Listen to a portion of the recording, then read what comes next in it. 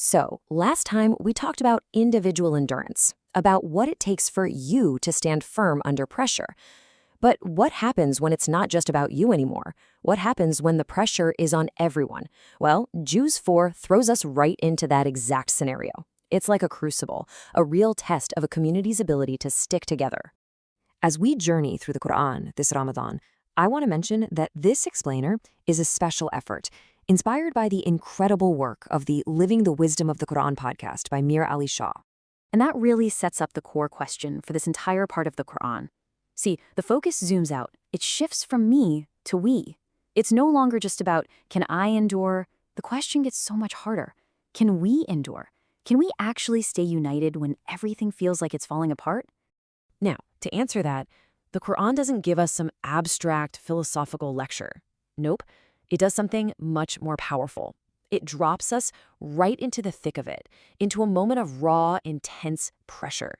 We're talking about the direct aftermath of the Battle of Uhud, a really tough and pivotal moment for the early Muslims.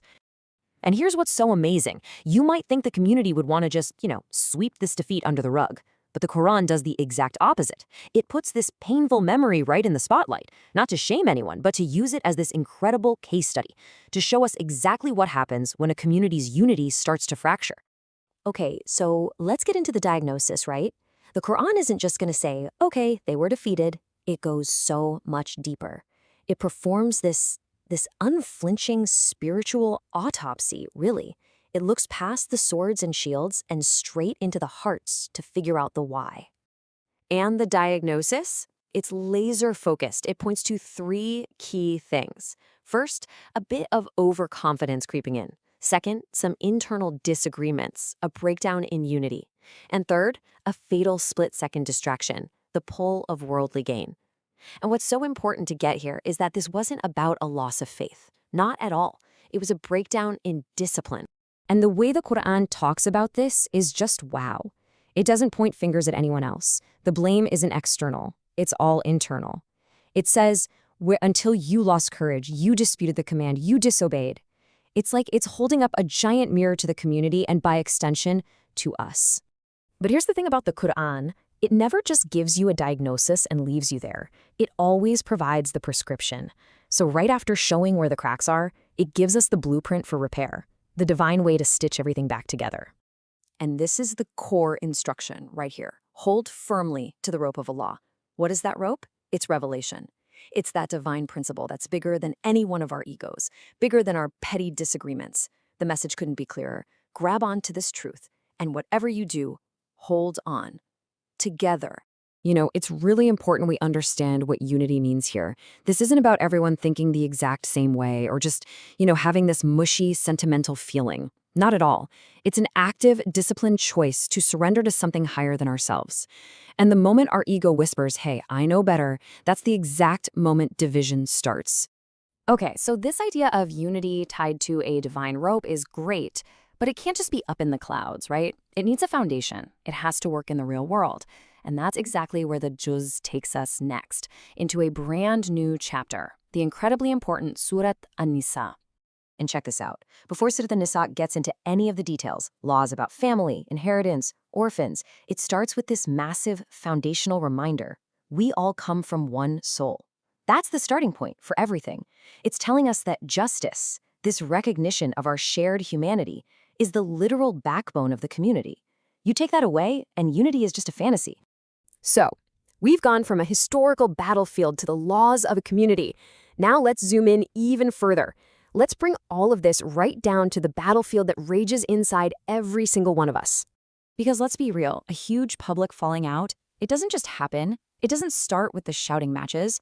The seeds of that disunity are planted way earlier, in the quietest parts of our own hearts. It starts with that little flicker of envy, that grievance we refuse to let go of, that tiny bit of arrogance that says, I don't need to listen to them. So if you take a step back and look at the whole picture, you see this incredible journey the Juz಼ takes us on.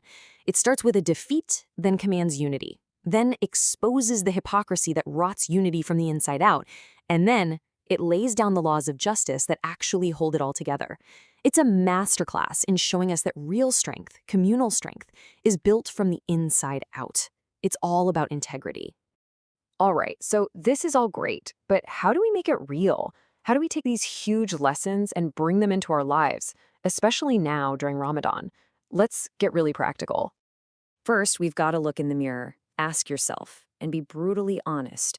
Where in my life, in my words, even in my thoughts, am I contributing to the problem? Am I the one causing division when I could be healing? Here's the second one, and this is a biggie for all of us. In a disagreement, what's my main goal? Is it to be right, to win, or is it to be just, to be compassionate?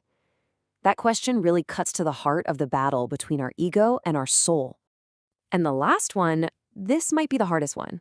Ask yourself, where is my ego stopping me from doing the right thing?